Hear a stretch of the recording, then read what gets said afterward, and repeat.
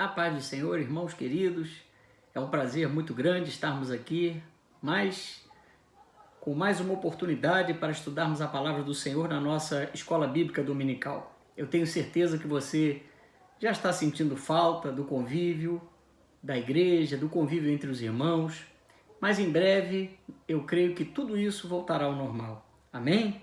Bom, hoje nós vamos tratar de um assunto, vamos dizer assim, que desperta muito interesse da comunidade cristã ao longo de todos os séculos da Igreja do Senhor. Porque a grande pergunta, especialmente nesses últimos dias, é quem será o anticristo? Não é? Nós temos aí muitas opiniões, nós temos aí muitas ideias sendo construídas a respeito de alguns personagens da política mundial, de lideranças religiosas, enfim. Mas nós não estamos aqui nessa manhã para trazer à tona o nome desse ou daquele, mas nós vamos estudar à luz da Bíblia exatamente sobre o homem da iniquidade, a pessoa do anticristo. E eu convido a você a abrir agora o seu material, a sua revistinha. Nós estamos na lição de número 11, o homem do pecado. E o texto áureo diz assim, irmãos: E então será revelado o iníquo, a quem o Senhor desfará pelo assopro da sua boca e aniquilará pelo esplendor da sua vinda. Meu Deus, que evento glorioso será esse dia, esse momento. Eu quero compartilhar com vocês o entendimento bíblico que existe por trás do entendimento daquilo que Deus vai realizar a favor de Israel, a favor do seu povo, para aniquilar o anticristo. Eu vou comentar aqui rapidamente. Em dado momento do calendário profético, a Bíblia diz que haverá uma ação orquestrada do espírito do anticristo sobre a face da terra. E essa ofensiva será a batalha do Armagedon, onde nessa grande peleja descrita pela Bíblia lá em Apocalipse 16:14, na planície de Esdraelon, ao redor da colina chamada Megido, ao norte de Israel, a Bíblia diz que lá estarão grandes exércitos do Oriente e do Ocidente, e eles se reunirão nessa planície, onde o anticristo e seus exércitos tentarão atacar Jerusalém. Mais uma vez, o povo de Deus vai estar debaixo de grande ameaça. Mas nós sabemos que, embora o desejo de Satanás e seus demônios seja aniquilar Israel, seja riscar Israel do mapa, nós sabemos que existe uma promessa para a descendência de Abraão. A Bíblia nos mostra, irmãos, que haverá uma intervenção da parte de Deus, onde o próprio Senhor destruirá os exércitos do inimigo, capturará o anticristo e o falso profeta e os lançará no lago de fogo. Está lá em Apocalipse 19, 11 a 21. O texto diz: Vi o céu aberto e eis um cavalo branco. O seu cavaleiro se chama Fiel e Verdadeiro e julga a peleja com justiça. Os seus olhos são como chama de fogo. Na sua cabeça há muitos diademas. Tem um nome escrito que ninguém conhece, senão ele mesmo. Está vestido com um manto tinto de sangue, e o seu nome se chama o Verbo de Deus.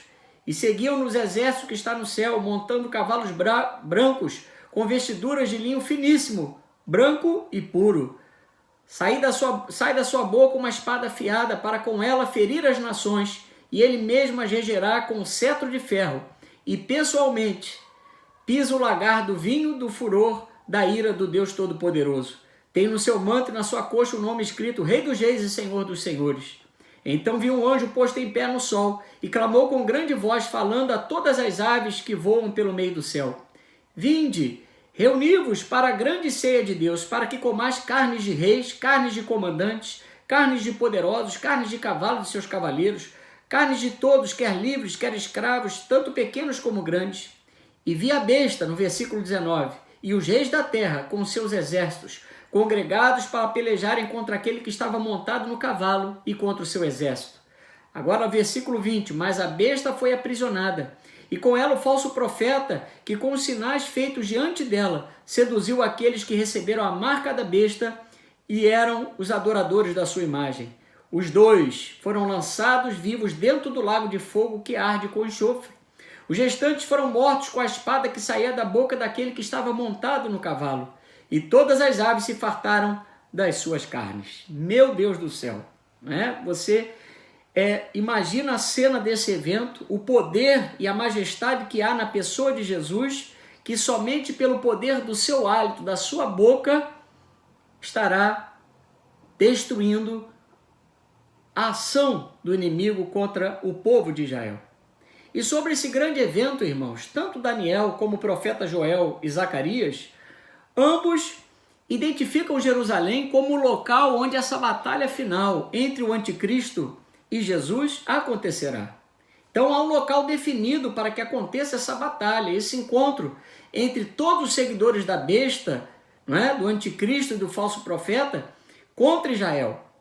É interessante que todos esses três profetas preveem que Deus intervirá na história para salvar o seu povo e destruir o exército do anticristo em Jerusalém. Zacarias prevê que a batalha terminará quando o Messias voltar à terra e os seus pés tocarem no Monte das Oliveiras. E ali nós sabemos, pelo desenrolar da profecia de Zacarias, que o Senhor se revelará ao seu povo e Israel vai prantear como aquele que pranteia pela morte do seu primogênito. Porque o Deus que no passado, o Messias que no passado eles haviam rejeitado, eles estarão sendo salvos pelo próprio Jesus, pelo Messias de Israel. Então essa batalha terminará, irmãos, com a segunda vinda de Jesus à terra.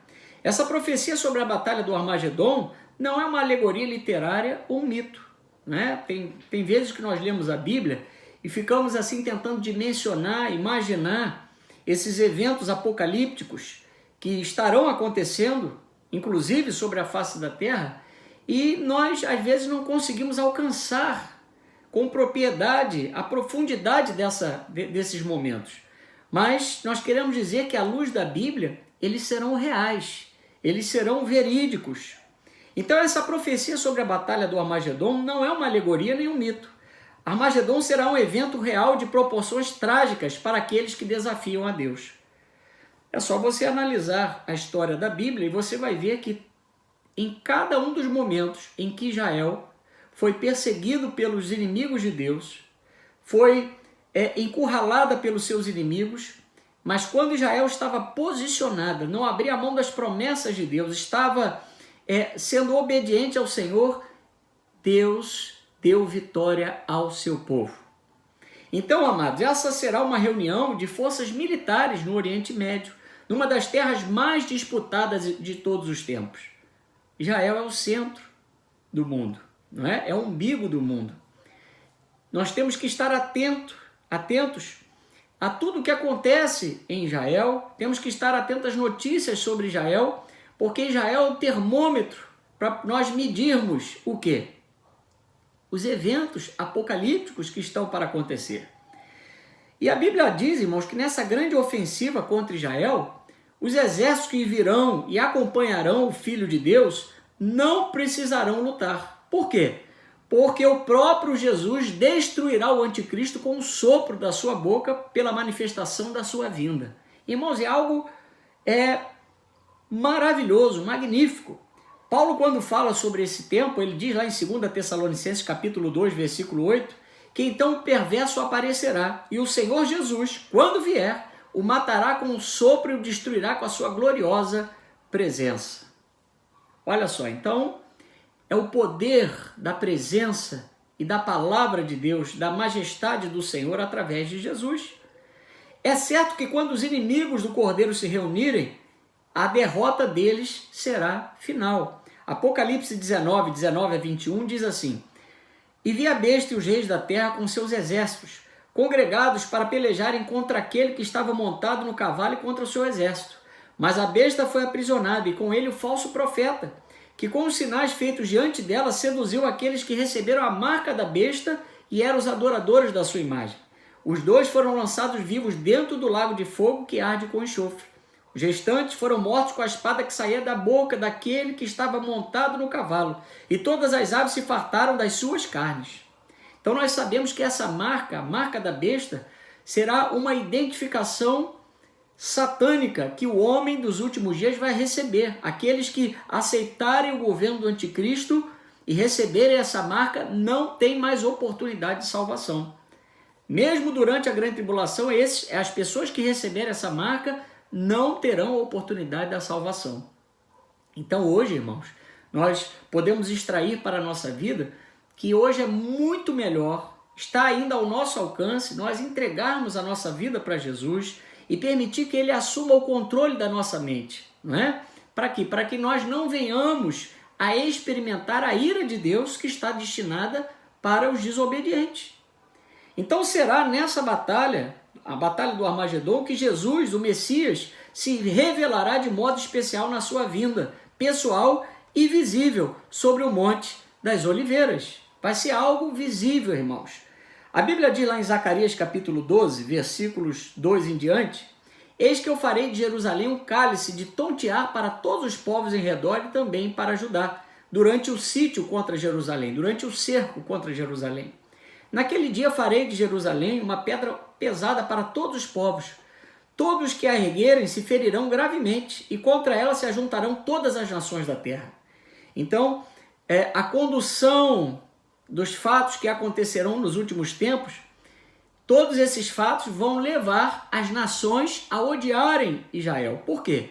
Porque na segunda metade da grande tribulação, no segundo período de tempo dos 3 anos e meio, o anticristo vai enganar Israel e vai perseguir o povo de Deus, vai tentar destruir o povo de Deus. Versículo 4, naquele dia diz o Senhor, ferirei de espanto a todos os cavalos e de loucura os que montam. Sobre a casa de Judá abrirei os olhos e ferirei de cegueira a todos os cavalos dos povos. Então os chefes de Judá pensarão assim, os habitantes de Jerusalém têm a força do Senhor dos exércitos, seu Deus. Naquele dia, porém, os chefes de Judá como um braseiro ardente debaixo da lenha e como uma tocha entre a palha. Eles devorarão à direita e à esquerda a todos os povos em redor, e Jerusalém será habitada outra vez no seu próprio lugar, em Jerusalém mesma. Versículo 7, o Senhor salvará primeiramente as tendas de Judá, para que a glória da casa de Davi, a glória dos habitantes de Jerusalém, não seja exaltada acima de Judá. Naquele dia, versículo 8, o Senhor protegerá os habitantes de Jerusalém, e o mais fraco dentre eles naquele dia será como Davi, e a casa de Davi será como Deus, como anjo do Senhor diante deles. Naquele dia procurarei destruir todas as nações que vierem contra Jerusalém. E aí, irmãos, diz o versículo 11, naquele dia será grande o pranto em Jerusalém, como o pranto de Hadad e Rimon no vale do Megido. A terra pranteará, cada família à parte, a família da casa de Davi à parte, e as suas mulheres à parte, a família da casa de Natã à parte, e as suas mulheres à parte, a família da casa de Levi à parte, e as suas mulheres à parte, a família dos Simeitas à parte, e suas mulheres à parte, todas as famílias, cada família à parte, e as suas mulheres à parte.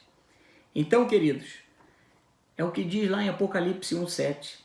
Eis que vem com as nuvens, e todo olho verá, até quantos o transpassaram, e todas as tribos da terra se lamentarão sobre ele certamente.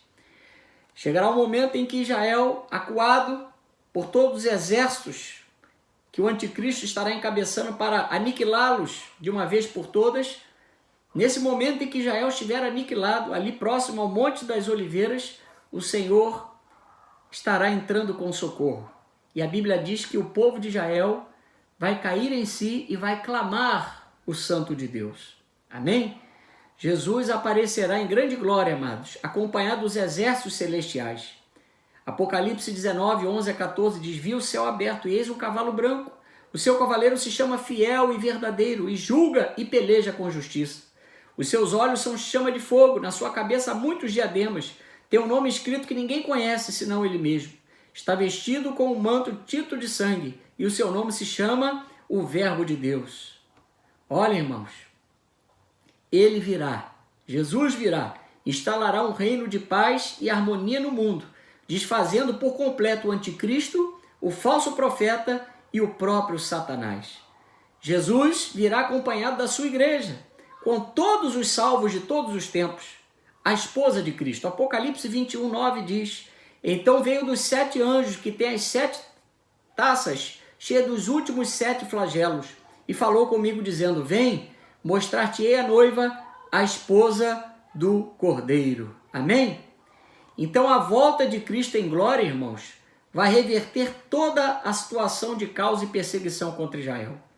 Acontecerá algo novo, o Espírito Santo será derramado sobre os judeus, conforme está escrito em Zacarias 12, 10. a nação de Israel tomará a consciência de que aquele Jesus que eles haviam rejeitado lá na plenitude dos tempos é o Jesus que veio para socorrê-los. Era o Filho de Deus, o Emanuel, o Deus conosco. E a Bíblia diz, eles vão se lamentar. Zacarias 12:10, e sobre a casa de Davi, os seus habitantes de Jerusalém, derramarei o espírito de graça e de súplicas, e olharão para mim, para Jesus, a quem transpassaram, e o prantearão como quem pranteia por um unigênito, e chorarão amargamente por ele, como se chora amargamente pela morte do primogênito. Amém, queridos? Então, nós precisamos acreditar, amados, que todos aqueles que estarão envolvidos com o anticristo nos últimos dias serão mortos e não haverá sobrevivente algum, com exceção do anticristo e do falso profeta, que serão jogados vivos no lago de fogo e enxofre. Amém? Vamos seguir aí na nossa revistinha, leitura bíblica em classe. Ora, irmãos, rogamo-vos pela vinda de nosso Senhor Jesus Cristo e pela nossa reunião com Ele, que não vos movais facilmente do vosso entendimento, nem vos perturbeis quer por espírito, quer por palavra, quer por epístola, como de nós, como se o dia de Cristo estivesse já perto. Ninguém de maneira alguma vos engane, porque não será assim, sem que antes venha a apostasia e se manifeste o homem do pecado, o filho da perdição, o qual se opõe e se levanta contra tudo que se chama Deus ou se adora, de sorte que se assentará como Deus no templo de Deus, querendo parecer Deus. Versículo 5, não vos lembrais de que estas coisas vos dizia quando ainda estava convosco? E agora vós sabeis que o que o detém para que a seu próprio tempo seja manifestado, porque já o mistério da injustiça opera. Somente há um que agora resiste e até que do meio seja tirado.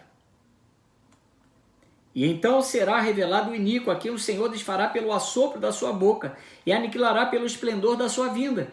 E esse cuja vinda é segundo a eficácia de Satanás, com todo o poder e sinais e prodígios da mentira, e com todo o engano da injustiça para os que perecem, porque não receberam o amor da verdade para se salvarem.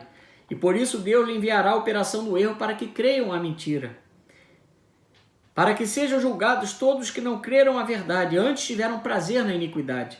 Mas devemos sempre dar graças a Deus por vós, irmãos amados do Senhor, para vos ter Deus elegido desde o princípio para a salvação e santificação do Espírito e fé da verdade, para o que pelo nosso Evangelho vos chamou para alcançardes a glória de nosso Senhor Jesus Cristo.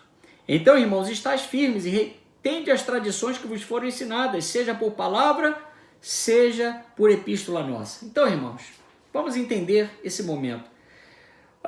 Após saber que os cristãos de Tessalônica estavam sendo enganados por falsos mestres, que estavam confundindo aquela igreja por ideias equivocadas acerca da segunda vinda de Jesus, Paulo então busca tirar toda a distorção acerca da vinda de Jesus, da manifestação de Jesus.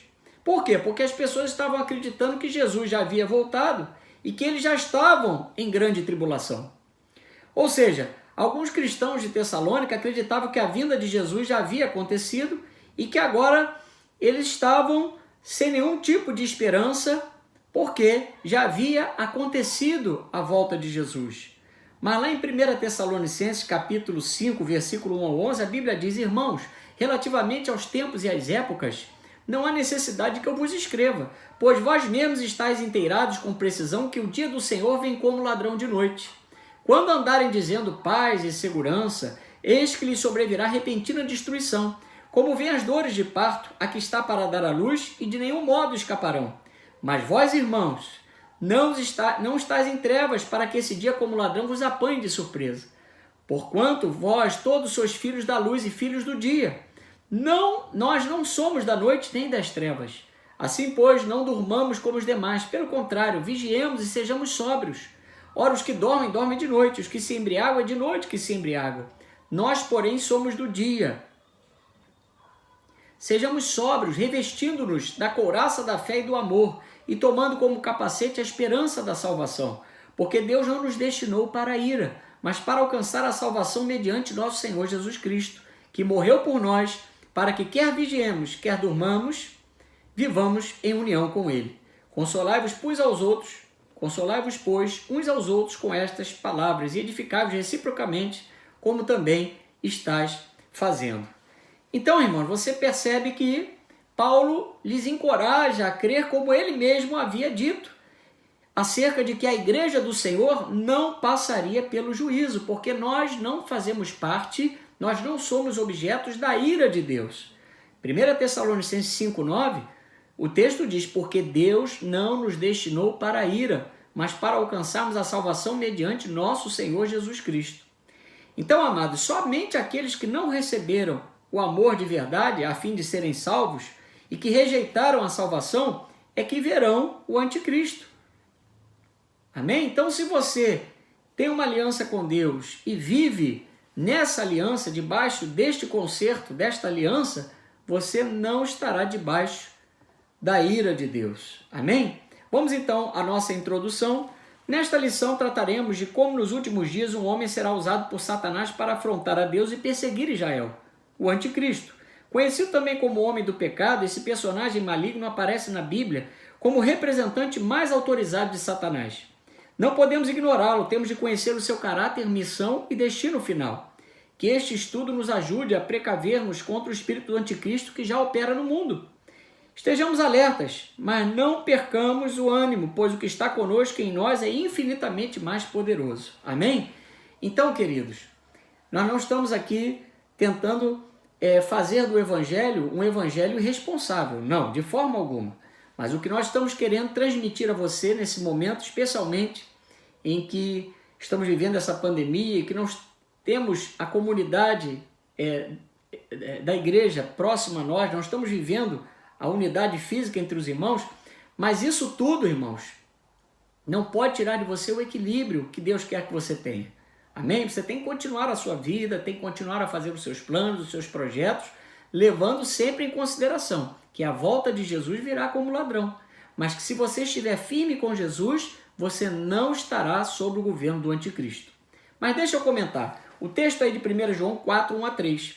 Irmãos, a palavra anticristo, se você for nesse texto, 1 João 4, 1 a 3, ela só aparece, a palavra anticristo, na Bíblia, na primeira e na segunda epístola de João. Está ligado diretamente ao espírito do anticristo, que opera no mundo e que atua nos filhos da desobediência. Amém?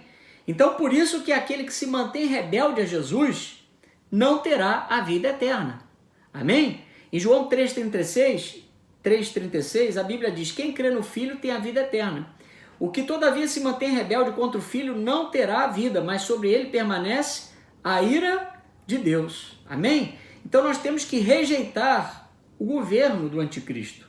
Toda ideia, toda reflexão, toda ideologia, todo pensamento que vai contra Jesus, contra a sua palavra, que nega a autoridade do Filho de Deus, que nega a encarnação do Filho de Deus, que substitui Jesus por qualquer outra coisa, esse é o espírito anticristão, é o espírito do anticristo. Paulo fala à igreja de Éfeso que todos nós que já aceitamos a Cristo como Senhor e Salvador, não andamos mais debaixo desse espírito anticristão. Efésios 2:2 ele diz, olha, ele vos deu vida estando vós mortos nos vossos delitos e pecados, nos quais andastes outrora, segundo o curso deste mundo, segundo o príncipe da potestade do ar, do espírito que agora atua nos filhos da desobediência. Amém, queridos? Então, os perigos espirituais sempre rondaram a igreja do Senhor, né? Foram muitas as tentativas de desestabilizar os salvos, de impedir que novas vidas chegassem até a igreja do Senhor. Por quê? Porque o diabo sabe que se as pessoas não acreditarem na encarnação de Jesus, que Jesus precisou vir como homem para fazer a obra expiatória, para fazer a obra da cruz, essas pessoas não conseguirão a salvação. Amém? Então as Escrituras, amados, quando nos falam que Jesus é eterno, elas nos mostram que os seus dias não podem ser contados. Então, quando você nega a divindade de Jesus, nega a obra de Jesus, você está rejeitando a salvação. E rejeitar a salvação é rejeitar a eternidade. Jesus é o príncipe da paz, ele é o pai da eternidade. Amém, queridos? Então, Jesus teve que se tornar humano, mas ele não tinha pecado, ele não abriu mão da sua divindade. Quando a Bíblia diz que ele se esvaziou, Deus está nos falando da autorrenúncia de Jesus para assumir a natureza humana. mas em nenhum momento Jesus deixou de ser Deus. Amém? Ele era exatamente semelhante a nós, ele possuía uma natureza humana como nós a temos, mas Jesus não tinha pecado. Hebreus 4,15 nos fala: porque não temos sumo sacerdote que não possa compadecer-se das nossas fraquezas. Antes foi ele tentado em todas as coisas, a nossa semelhança, mas sem pecado. Amém? Lá nos dias do apóstolo João existia uma heresia chamada gnosticismo que afligiu muitas vezes a igreja do Senhor, especialmente os novos convertidos, porque eles não acreditavam que Jesus deixou a sua glória e assumiu um corpo como o nosso e venceu o pecado na cruz do Calvário. Eles não acreditavam dessa forma. Eles não admitiam a encarnação de Jesus, nem tampouco os méritos de Jesus na cruz do Calvário. Ou seja, eles negavam a encarnação de Jesus e, automaticamente, quando negam a encarnação de Jesus, eles negam o poder de Jesus, a vitória de Jesus sobre o diabo, a carne e o pecado. Amém? Por isso que João teve que ser taxativo. Ele disse, olha, em 1 João 4, 2-3, nisto reconheceis o Espírito de Deus. Todo espírito que confessa que Jesus Cristo veio em carne é de Deus. E todo espírito que não confessa Jesus não procede de Deus. Pelo contrário, este é o espírito do anticristo, a respeito do qual tendes ouvido que vem e presentemente já está no mundo. Amém, queridos? Então, o espírito do anticristo está por toda parte, tentando tirar os méritos da obra de Jesus, tentando fazer com que as pessoas substituam o verdadeiro culto ao Senhor, ao Deus da Bíblia, a Jesus como Filho de Deus, por outros mediadores. Essa é a estratégia de Satanás, não é? Levar o maior número de pessoas para o inferno. Mas graças a Deus que através de Jesus a salvação, o dom da vida eterna está disponível para todos os homens. Amém? Vamos então ao ponto 1, o homem do pecado. Neste tópico enfocaremos a origem, os títulos e a natureza do homem do pecado. A origem do homem do pecado. Caim e Lameque, prefigurando o anticristo, opuseram-se sistematicamente a Deus, né? Nós sabemos, irmãos, que eram tipos, tanto Caim como Lameque foram tipos, né? Foram protótipos, vamos dizer assim, do anticristo, né? Porque fizeram oposição às coisas de Deus. Amém? E nós sabemos que outros personagens ao longo da Bíblia também foram influenciados por Satanás, né? Perseguiram o povo de Israel, levantaram-se contra as coisas de Deus. E nós sabemos, irmãos, que toda a civilização anterior ao dilúvio total que atingiu toda a terra, essa civilização deu origem a homens que eram errantes, corruptos e violentos. Gênesis 6, 11-13 nos mostra exatamente, né, o desfecho dessa civilização formada por homens e mulheres que não temeram a Deus, rejeitaram a oportunidade de salvação quando Noé, como pregador de justiça, anunciava o arrependimento. Eles não acreditaram. Então somente Noé, sua esposa, seus filhos e suas noras foram salvos. Bom, vamos então aí continuar na nossa revistinha. Ambos agiram como homem do pecado, que há de aparecer tão logo a igreja seja arrebatada. Nesse mesmo grupo, nomearemos o faraó de Êxodo, perverso Amã e sanguinário Herodes, não é? Êxodo 1, 8-16, nós vamos ver ali a interferência de faraó contra o povo de Deus. E eu quero comentar aqui rapidinho, que eu sei que você conhece essa história. Muitos personagens da história mundial, irmãos, um dia assumiram posturas ou práticas que são comuns ao anticristo, aquele que vai governar a terra após o arrebatamento da igreja durante a grande tribulação. Homens como Mussolini na Itália, Adolf Hitler na Alemanha, que matou quase 6 milhões de judeus, Mao Tse-tung na China, Saddam Hussein no Iraque, extravasaram todo tipo de maldades e perversões que haviam nos seus corações. E Faraó também foi assim.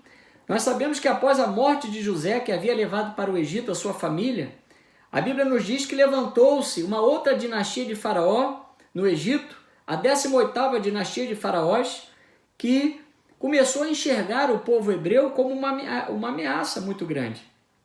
E a Bíblia diz em Êxodo 1,14 que esse novo faraó subjugou todo o povo hebreu fazendo-os trabalhar como escravos.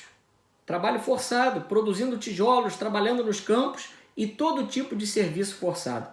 Êxodo 1,14 diz: e lhes fizeram amargar a vida com dura servidão, em barro e em tijolos, em todo o trabalho no campo, com todo o serviço em que na tirania os serviam. Mas a Bíblia diz que Deus conhecia de perto o sofrimento do seu povo, não é? Deus sempre se coloca para poder resgatar o seu povo, resgatar o seu Israel. E nós sabemos que, tal como no final da grande tribulação, o Senhor virá de encontro ao seu povo Israel, aqui Deus lhe enviou Moisés, não é? Como um tipo de Cristo, como libertador do povo de Israel, que conduziria o povo de Deus até a terra prometida. Amém? Bom, vamos então seguir aí no nosso estudo. Ponto 2, títulos do homem do pecado. O título principal deste personagem é Anticristo. O apóstolo João, sempre atento aos sinais dos tempos, soube como desmascarar os antecessores do homem do pecado em seus dias. Já não eram poucos. 1 João 2,18, vamos lá, para você poder acompanhar, eu estou abrindo aqui a minha Bíblia. 1 João 2,18, diz assim a palavra do Senhor. Olha lá, o texto diz: filhinho, já é a última hora, e como ouviste que vem o anticristo, também agora muitos anticristos têm surgido, pelo que conhecemos que é a última hora. Então, irmãos, como nós falamos ao longo da história, muitos anticristos já surgiram. E através dos falsos profetas e falsos mestres, essas doutrinas erradas perturbaram as congregações, certo? E eles levaram muitos crentes ao desvio da verdade através do contínuo desejo dos crentes em explorar e ouvir e ter rapidamente os seus anseios respondidos. Por quê? Porque as pessoas não querem perseverar na verdade, não é? As pessoas querem respostas rápidas, não querem mais o milagre, agora é o milagre urgente, não é? Então, isso tudo faz com que as pessoas comecem a ter coceiras nos ouvidos. A Bíblia diz que muitos, ao longo da igreja do Senhor, da história da igreja, vão se recusar a dar ouvidos à verdade. E se entregaram e vão se entregar também às fábulas. Por isso que a igreja do Senhor precisa estar atenta. Eu quero dizer para você que todos os ensinos que negam, diminuem ou acrescentam qualquer coisa além da revelação bíblica, especialmente sobre a pessoa de Jesus, que é o nosso Salvador e o nosso Senhor, esses ensinos não provêm de Deus.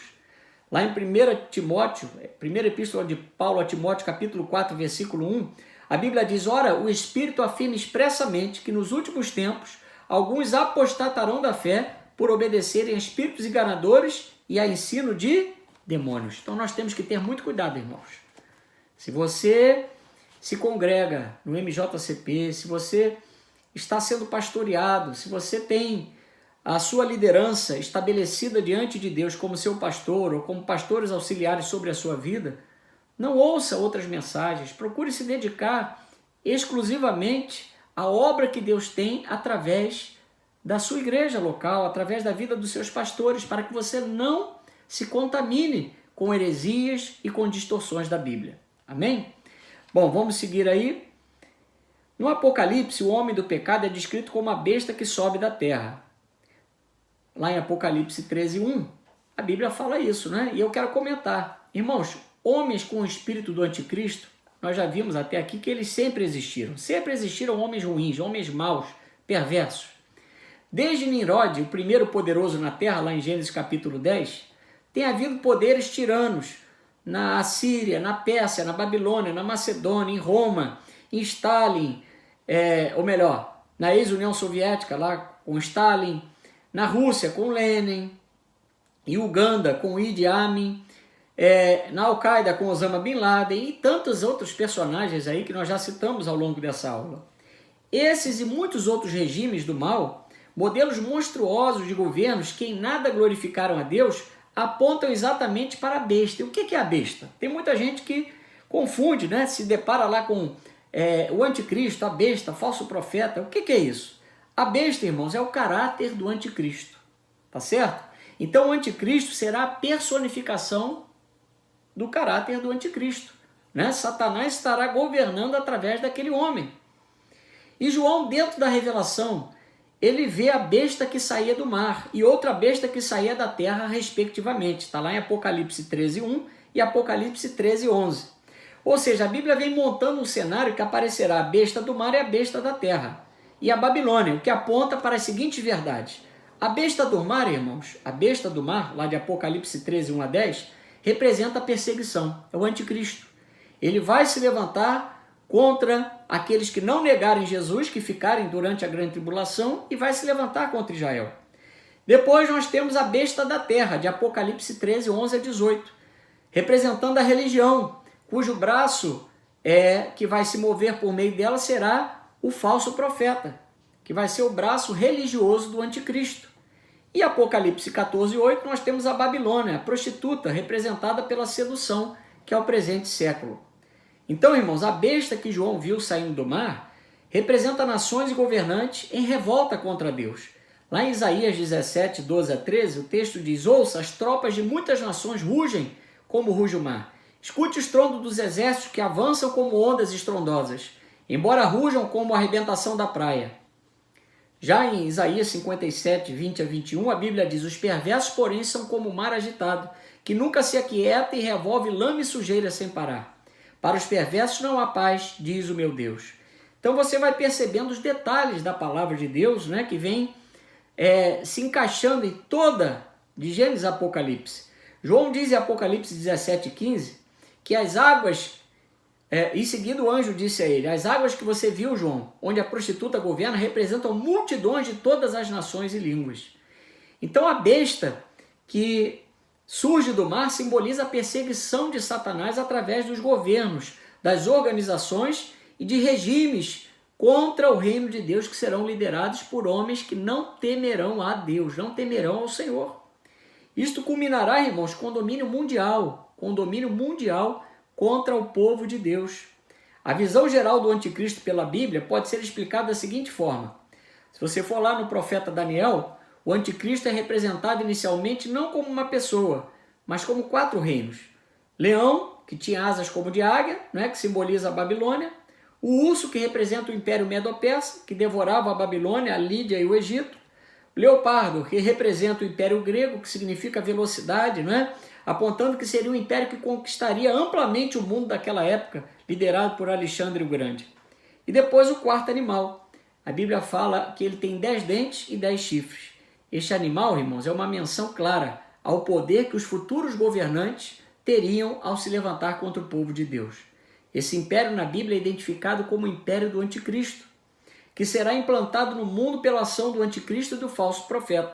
A Bíblia diz que o domínio do anticristo será político, econômico, militar e religioso, a nível mundial.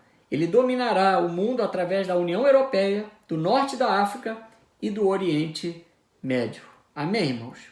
Então, as águas do mar, irmãos, quando a Bíblia fala do mar, fala de agitação. Essas águas do mar serão as multidões, as nações e os povos na sua turbulência político-social, descritas em Apocalipse 17:5. Você imagina, vai ser o governo do próprio Satanás durante a grande tribulação. As águas são as nações não regeneradas em sua agitação, como diz Isaías 57:20. Amém? Então o anticristo ele emerge do caos. O pequeno chifre de Daniel, o homem da desolação citado por Jesus, o homem do pecado citado por Paulo, o anticristo citado por João e a besta que emerge do mar são a mesma pessoa. Esse personagem encarnou-se ao longo da história, através de imperadores, de reis, de reinos, mas se apresentará no fim dos tempos como o anticristo, o último inimigo a ser vencido. Amém, irmãos? Bom, então vamos seguir aí na nossa revista. Se retroagirmos a Daniel, constataremos que o anticristo é apresentado como o príncipe que há de vir. O Senhor Jesus, por sua vez, mostra como aquele que, desprezando o pai e o filho, aparece mentindo e enganando os incautos. Amém? Então, queridos, esse texto de Daniel 9:26 fala exatamente isso. Quando a Bíblia fala da pessoa do anticristo, ou da boca que fala insolências, conforme está lá em Daniel 7:8, ele também nos revela que o olho do chifre representa a inteligência do anticristo. Olha, irmãos, será um homem que vai enganar as nações. A Bíblia diz que ele falará com insolência, representando o poder de um orador que vai falar e magnetizar as multidões. Tamanha será a sua capacidade de influenciar as pessoas. Veja, ele vai ser um líder de escala mundial. Vai ser alguém que vai conquistar a confiança das lideranças, dos políticos, dos economistas, né, de toda a estrutura militar ao redor do mundo. A sua atuação será durante a grande tribulação e durará 7 anos, como diz lá em Daniel capítulo 9, versículo 26 a 27. A Bíblia diz que ele inicialmente, ele ardilosamente resolverá os problemas da terra. Ele vai controlar e vai acabar as guerras civis, políticas e religiosas. Ele vai trazer a solução de uma política honesta, um sistema econômico que agradará a todos. A fome será dizimada da terra e todos os problemas que estarão afetando o mundo da época serão resolvidos.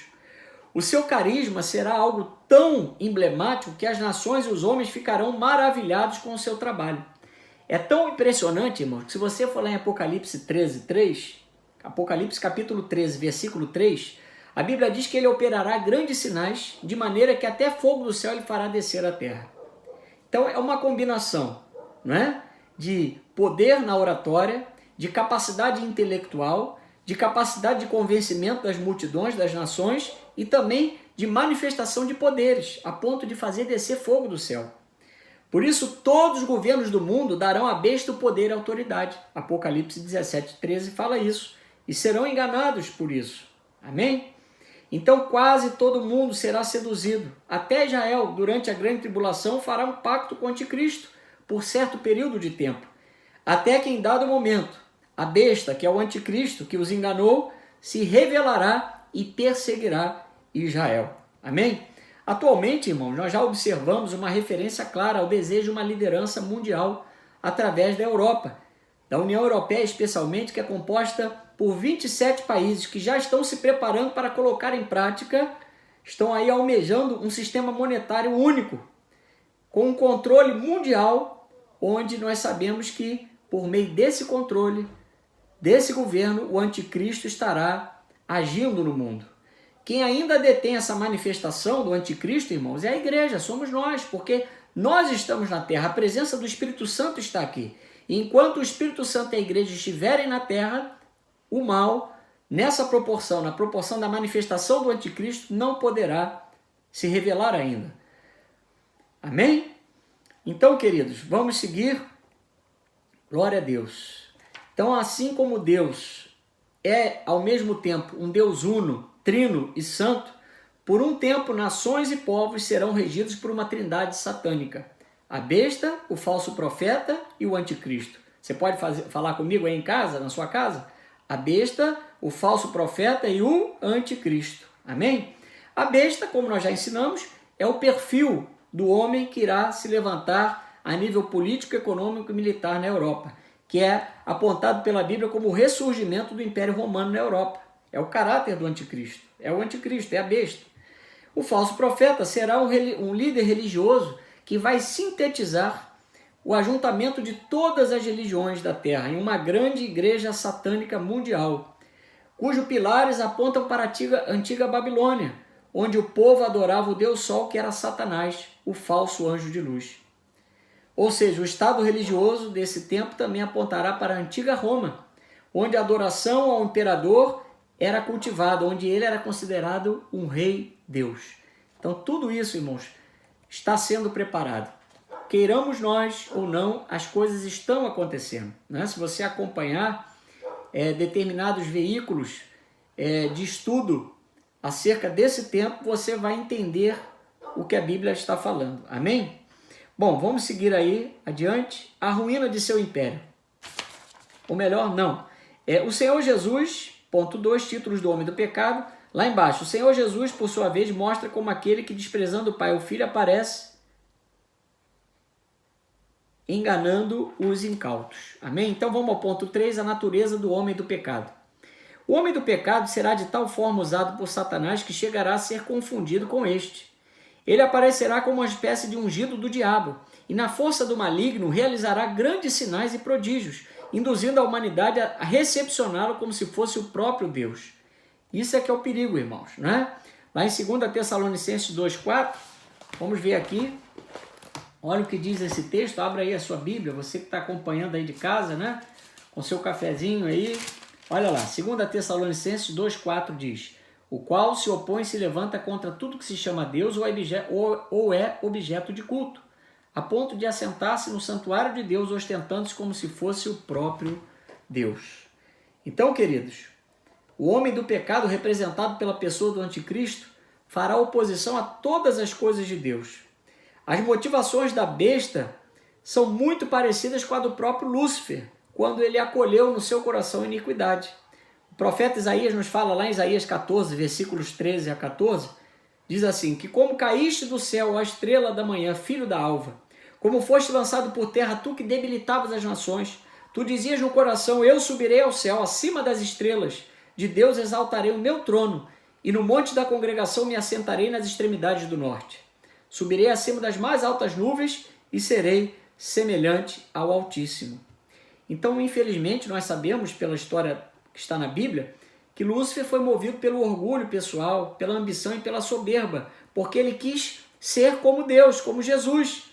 E a Bíblia diz que Lúcifer alimentou no seu coração o desejo de ser como Deus e habitar no lugar de Deus. Aquele querubim da guarda ungida do Senhor, que representava a presença, a grandeza e a majestade de Deus, e que era considerado diante do exército de anjos, um anjo poderoso, ele corrompeu-se, né? Você vê Ezequiel 28, 14 a 19, nos mostra como Satanás se corrompeu, como Lúcifer se corrompeu. Ele exaltou a si mesmo e fez oposição a Deus, exatamente como o anticristo fará nos últimos dias. O anticristo exaltará a si mesmo e fará oposição a Deus ao entrar no templo em Jerusalém, o lugar de adoração a Deus. E lá ele vai declarar que ele é digno de adoração. E com essa atitude satânica, o anticristo cometerá grande apostasia em oposição a Deus. Ou seja, ele vai ofertar, vai sacrificar uma abominação, então o povo de Israel vai cair as suas escamas dos seus olhos e ele vai entender que eles foram enganados. Amém? Vamos seguir aí adiante. Os que não tornarem parte do arrebatamento da igreja serão obrigados a prestar-lhe honras e adoração. Nele a possessão satânica será plena. Apocalipse 13, 4. Vamos lá para você poder ver, que são versículos importantes, né? Vamos lá, Apocalipse 13, 4. Diz assim: e adoraram o dragão porque deu a sua autoridade à besta. Também adoraram a besta, dizendo: quem é semelhante à besta? Quem pode pelejar contra ela? Amém? Então aqueles que adorarão a besta, também inconscientemente adorarão o próprio dragão, ao próprio Satanás, que deu à besta o seu poder. Por isso, amados, qualquer falsa adoração ou idolatria, no final das contas, é algo demoníaco e satânico. Em 1 Coríntios capítulo 10, versículo 21, a Bíblia diz: não podeis beber do cálice do Senhor e do cálice dos demônios. Não podeis ser participantes da mesa do Senhor e da mesa dos demônios. Que o problema é sério, irmãos. Aqueles que aceitarem a marca da besta terão que se submeter ao culto e ao próprio Satanás. Vão ter que cultuar a própria imagem de Satanás, a própria imagem da besta. A Bíblia, quando fala desse momento da grande tribulação, ela diz que os adoradores da besta surgirão até com hinos de louvor nos lábios. Você sabia que durante a grande tribulação vai haver louvor à besta? Que isso, pastor? Está lá na Bíblia. Vamos lá, Apocalipse 13, 4. Diz assim: adoraram o dragão por ter dado à besta tamanho poder e também a adoraram. Quem é tão grande como a besta, diziam? Quem é capaz de lutar contra ela? Veja, vai haver louvor à besta. Meu irmão, é muito melhor hoje nós louvarmos a Deus e garantir hoje a nossa eternidade com Jesus. Mas não temos que servir a Deus por medo. Não temos que fazer isso por causa da existência do inferno, da realidade do inferno. Não. Temos que fazer isso porque compreendemos que fomos chamados para as boas obras. Fomos chamados para andar em novidade de vida, para glorificarmos a Deus com o nosso corpo. Amém? Então vamos agora aí, ponto 2, a missão do homem do pecado. A missão do homem do pecado será quádrupla: opor-se metodicamente a Deus, a Israel, a Cristo e à igreja. Ele fará oposição a Deus. Satanás não ignora este fato. Jamais logrará derrotar a Deus.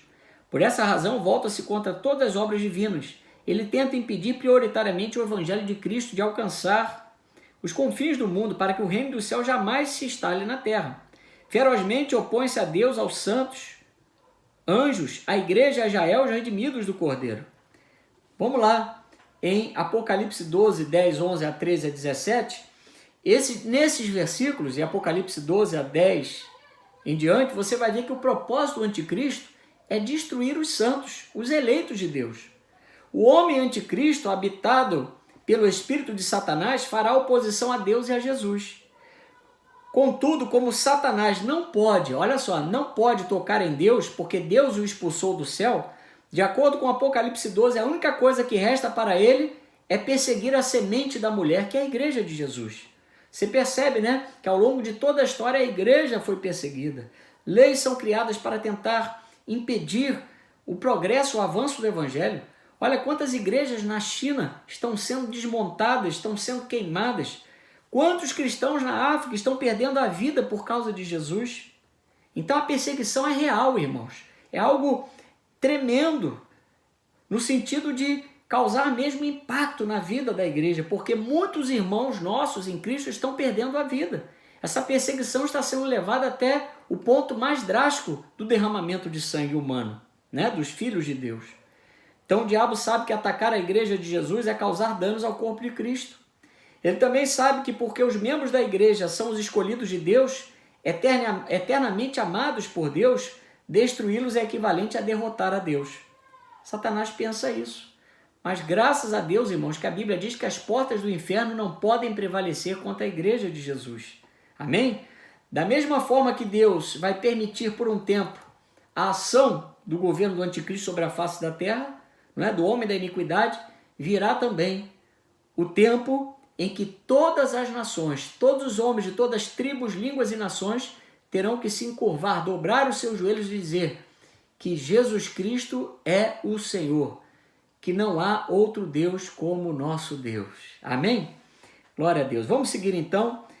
Mantenhamos-nos vigilantes, oremos e vigiemos de nosso Deus, temos a promessa, e o seu Deus de paz esmagará em breve a Satanás debaixo dos vossos pés. A graça de nosso Senhor Jesus Cristo seja convosco. Romanos 16, 20, né?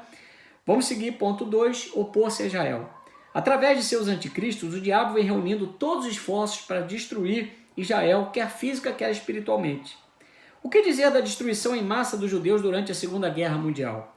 Nesse período, mais de 6 milhões de pessoas foram brutalmente e covardemente assassinadas. Apocalipse 2,14 fala algo interessante. Já estamos aí em Apocalipse, vai lá no capítulo 2, versículo 14. Tenho todavia contra ti algumas coisas, pois que tens aí os que te sustentam a doutrina de Balaão, o qual ensinava a Balaque a armar ciladas diante dos filhos de Israel, para comerem coisas sacrificadas aos ídolos e praticarem a prostituição. Então, irmãos, é interessante que na igreja de Pérgamo algumas pessoas agiam como Balaão, incentivavam o povo a tolerar as outras religiões, até participando da idolatria e da prostituição. A sua doutrina foi basicamente igual às ideias atuais do pluralismo do nosso tempo, aceitação de diversas religiões como igualmente boas e sincretismo, juntando duas ou mais religiões. Então a igreja de Pérgamo amava ou amou o ensino de Balaão e venerou líderes nicolaítas. Queridos, a igreja de hoje não nega a Cristo, mas também não pode viver como esse mundo vive. Amém? A igreja de Cristo não pode viver como esse mundo está vivendo. Nós precisamos da doutrina de Cristo, precisamos crer na justificação dos pecados, sem camuflar os pecados, sem omitir a realidade de que o pecado gera morte. Amém? O problema com esta mentalidade que aconteceu na igreja de Pérgamo é que se alguém está em Cristo, irmãos, essa pessoa precisa ser nova criatura. As coisas antigas já passaram e eis que tudo se fez novo. Não temos como viver na presença de Deus, sendo nova criatura, vivendo o quê? A mentira. Aceitando a ideia de conviver adorando a outros deuses, ou servindo a outros deuses, ou tendo além da Bíblia outro livro de fé, não podemos. Amém? Rejeite isso em nome de Jesus. Bom, vamos seguir. Apocalipse 12, 17. Não é isso? Olha lá. Na grande tribulação, o homem do pecado perseguirá implacavelmente os judeus para aniquilá-los de uma só vez. Mas quando Jesus Cristo tornar em glória, todo Israel será salvo. Apocalipse 12, 17. Né? Deixa eu comentar em Apocalipse 12, 1. João viu a visão de uma mulher vestida de sol, tendo a lua debaixo dos seus pés e uma coroa de 12 estrelas. As 12 estrelas referem-se às 12 tribos de Israel. Assim, a mulher de Apocalipse 12 é Israel. Ou seja, no que se refere à participação do anticristo, a mulher diz que haverá uma fuga, a Bíblia diz que haverá uma fuga da mulher para o deserto por 1260 dias, no tempo que se dará a grande tribulação. 1260 dias, irmãos, são 42 meses, de 30 dias cada, o que aponta para 3 anos e meio. Por isso, a metade do período da tribulação, a besta, o anticristo, colocará a imagem de si mesmo no templo, que será construída em Jerusalém. Abominação essa que Jesus falou lá em Mateus 24:15 e Marcos 13:14. Quando a besta fizer isso, ela quebrará o pacto de paz que havia feito com Israel, e a nação terá que fugir da sua presença por segurança. Essa fuga dos judeus é retratada como uma mulher fugindo para o deserto. Por isso, Apocalipse 12, 12 a 17, fala como o diabo vai fazer guerra contra Israel, tentando destruir o povo de Deus, porque Satanás sabe que o seu tempo é curto. E relativamente falando, né? Mas Deus vai proteger Israel no deserto. E conforme declara Apocalipse 12, 14, a Bíblia diz que Israel vai ser protegida contra o diabo por um período, e tempos, e metade de um tempo. E de acordo com Apocalipse 19, 19 a 20, a Bíblia diz que após perseguir os judeus, fazendo-os passar por grandes tribulações, Israel contará com o auxílio de Jesus, como nós já falamos anteriormente. Será na batalha do Armagedon, no final da grande tribulação, que os reis da terra, unidos ao anticristo, vão lutar no campo de batalha profético contra Israel. E, graças a Deus, nós sabemos que o Senhor virá e socorrerá o seu povo. Amém? Então vamos seguir adiante. Opor-se a Jesus Cristo. No que concerne ao Filho de Deus, a missão do homem do pecado é dupla. Opor-se a Cristo e colocar-se no lugar de Cristo como se ele, o anticristo, fosse o verdadeiro Messias e Salvador do mundo. Leia com atenção Apocalipse 13. Está dizendo aí revistinha. No início, tentou matar fisicamente o Filho de Deus, depois procurou enredá-lo na tentação do deserto e finalmente reuniu todos os seus recursos teológicos para destruir a genuína cristologia, o estudo da vida e da obra de Cristo. O homem do pecado nega tanto a humanidade como a divindade de nosso Senhor. Quanto a nós, professaremos audaciosamente que Jesus Cristo é o verdadeiro homem e verdadeiro Deus. Aleluia! Amém, queridos? Então, deixa eu comentar aqui acerca de Mateus 24, versículo 5 e depois do 23 a 24. A Bíblia é enfática quando diz, lá em 1 João 2, 22 a 23, que o anticristo nega que Jesus é o Cristo ungido e que se manifestou nesta terra em carne e osso. Então, o anticristo espalhará mentiras sobre Jesus, para que o ser humano não creia em Jesus e nos benefícios da sua obra. Lembra lá de 2 João, capítulo 1, versículos 7 a 9? Olha o que a Bíblia diz. Muitos enganadores têm saído pelo mundo afora, os quais não confessam Jesus Cristo vindo em carne. Assim o enganador e o anticristo. Acautelai-vos para não perderdes aquilo que temos realizado com esforço, mas para receberdes galardão completo. Todo aquele que ultrapassa a doutrina de Cristo e nela não permanece, não tem Deus. O que permanece na doutrina, esse tem o Pai como o Filho. Então a garantia da nossa salvação, em primeiro lugar, é confessar Jesus Cristo como Senhor e Salvador pessoal e crer que Ele ressuscitou dentre os mortos. E a terceira condição, temos que perseverar na doutrina dos apóstolos. Não podemos nem acrescentar, nem retirar nada da palavra de Deus. Amém? Glória a Deus. Amém, queridos? Então vamos seguir aí, opor-se à igreja. O homem do pecado opõe-se impiedosamente aos discípulos de Jesus Cristo. Ele sabe como usar o sistema mundano contra a igreja. Mas consolemos-nos, pois o que está em nós é mais poderoso que o maligno. Não temamos, pois, o que nos pode matar o corpo, mas nada pode fazer quanto a nossa alma. 3. A destruição do homem do pecado. Vejamos agora a ascensão, o auge e a ruína do homem do pecado. Ao contrário do reino de Jesus Cristo, o império de Satanás não é eterno, mas é temporal e efêmero.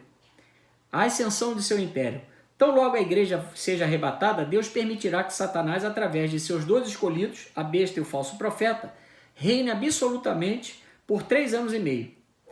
O primeiro será um agente político, o segundo um delegado religioso. Né? O agente político, a besta, o anticristo.